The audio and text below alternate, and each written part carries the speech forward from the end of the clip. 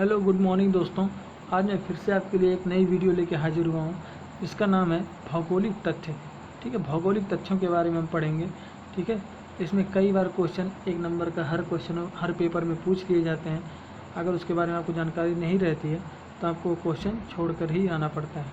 तो चलिए आज इसको कंप्लीट कर देते हैं। ठीक है, तो क्वेश्चन है दक्षिण भारत की सबसे लंबी नदी। तो दक्षिण भारत की सबसे लंबी नदी है गोदावरी। दक्षिण भारत की सबसे लंबी नदी हो जाएगी गोदावरी। मीठे पानी की सबसे बड़ी झील तो वूलर। मीठे पानी की सबसे बड़ी झील तो वूलर। खारे पानी की सबसे बड़ी झील खारे पानी की सबसे बड़ी झील हो जाएगा चिल्का। खारे पानी की सबसे बड़ी झील हो जाएगा चिल्का। ठीक है, सबसे ऊंची झील देवताल झील जो कि उत्तराखंड में है। सबसे ऊंची झील देवताल झील जो कि उत्तराखंड में है। सबसे लंबी नहर इंदिरा गांधी नहर जो कि राजस्थान में है। सबसे लंबी नहर इंदिरा गांधी नहर जो कि राजस्थान में है।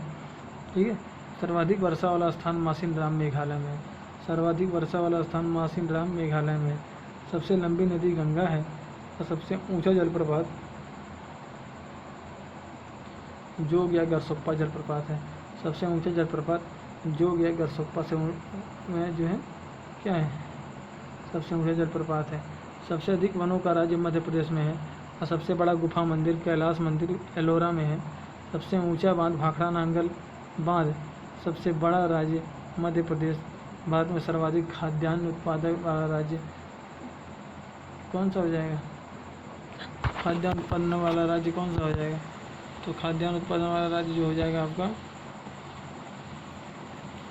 उत्तर प्रदेश हो जाएगा। ठीक है, क्षेत्रफल की दृष्टि से क्वेश्चन पूछा, क्षेत्रफल की दृष्टि से भारत का सबसे बड़ा राज्य कौन सा है? तो राजस्थान है। और गरीबी रेखा के नीचे निवास करने वाले लोगों का सर्वाधिक बार उत्तर प्रदेश में। ठीक है, सबसे बड़ी कृत्रिम झील गोविंद सागर थी। सबसे गहरी नदी घाटी भागीरथी और अलकनंदा का संगम हो गया। द्वीप एक तरफ से एक तरफ हो गया मांजुली। ठीक है, बढ़ते हैं नेक्स्ट क्वेश्चन पे।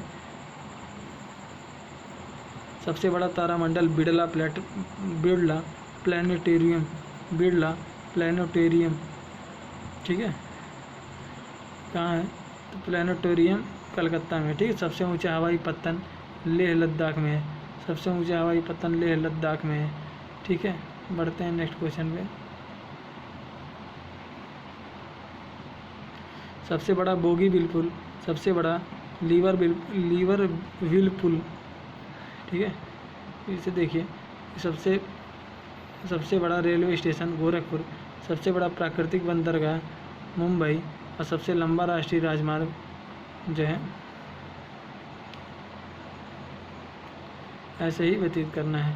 इलाहाबाद से हल्दिया जलमार्ग नंबर 1 चला था। सर्वाधिक ग्रामीण एवं शहरी आबादी वाला राज्य क्रमशः उत्तर प्रदेश और महाराष्ट्र है। ठीक है, सर्वाधिक अनुसूचित जातियों की संख्या उत्तर प्रदेश, किंतु सर्वाधिक प्रस्तुत पंजाब की है। पंजाब निजी क्षेत्र की है। लंबी तटरेखा वाला हीराकुंड बांध उड़ीसा में है और सबसे ऊंची मीनार कुतुब मीनार में है। सबसे ऊंची मीनार कौन सी है?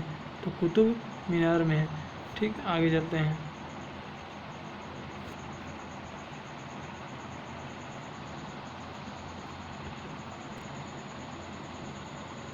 देश में जीएसटी कैसे लागू हुआ, अब उसको पढ़ते हैं। क्वेश्चन है कि आर्थिक सुधारों अप्रत्यक्ष कर की दिशा में ऐतिहासिक गुड्स एंड सर्विस टैक्स कानून का होना 1 जुलाई 2017 आज़ादी के बाद सबसे बड़ा कर सुधार है। इसके लागू होने से 8 सितंबर 2016 को राष्ट्रपति की सलाहकार से कानून बना। अब पूरे देश में सभी वस्तुओं एवं सेवाओं के रुपये जो है 5, 12, 18 और 28 का लगेगा। ठीक है, टोकन लगता है 5, 12, 28, 18, 28, 5, 12, 18, 28। ठीक है, के साथ जो कि आतंकवाद अनेक और एवं असमान से छुटकारा के समय आर्थिक प्रतिक्रियाओं के सरलीकरण, भ्रष्टाचार एवं काले धन को रोकने एवं प्रतिस्पर्धात्मक एकीकृत राष्ट्रीय बाजार बनाने में सहायक होगा। GTO। ठीक है, GTO 101वां संविधान संशोधन कानून के साथ में अधिसूचित एवं 122वें संविधान संशोधन बिल के रूप में पेश किया। इससे पूरा देश एकल कर व्यवस्था के अधीन हो गया। ठीक है, आगे चलते हैं कि विनिर्माण विनिर्माण निवेश को बढ़ावा मिलेगा तथा उत्पादक एवं उपभोक्ता दोनों के साथ भ्रष्टाचार पर अंकुश लगेगा। ठीक है। जीएसटी को सर्वप्रथम अंतर्राष्ट्रीय केलकर समिति की रिपोर्ट पर पूर्व सीएम अरुण जेटली द्वारा किया गया। ठीक है। तथा इसके वास्तविक रूप से आने में 17 साल लग गए। इनके वास्तविक रूप से आने में 17 वर्ष लग गए।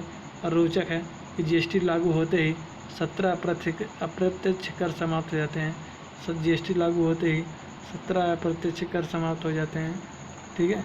जीएसटी को व्यवहारिक बनाने हेतु केंद्र सरकार द्वारा गुवाहाटी में काउंसिल की बैठक 23वां 10वां 2017 में 178 वस्तुओं को 18% स्लैब में रखा गया है। ठीक है। केवल 4% वस्तुओं को ही 28% के स्लैब में रखा गया है। ठीक है। जीएसटी रिटर्न को आसान बनाने हेतु विशेष कमेटी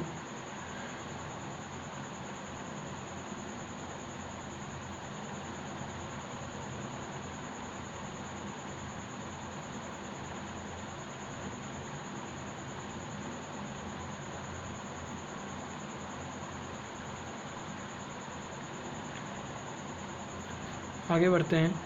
क्वेश्चन में कह रहा है कि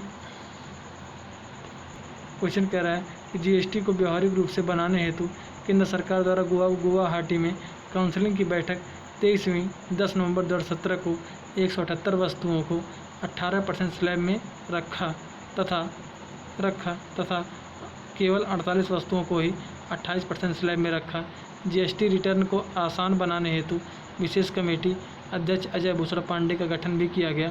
जीएसटी पर परिषद की बैठक 25वीं 18 जून में 29 वस्तुओं तथा 54 वस्तुओं पर जीएसटी की दरों को कम किया गया।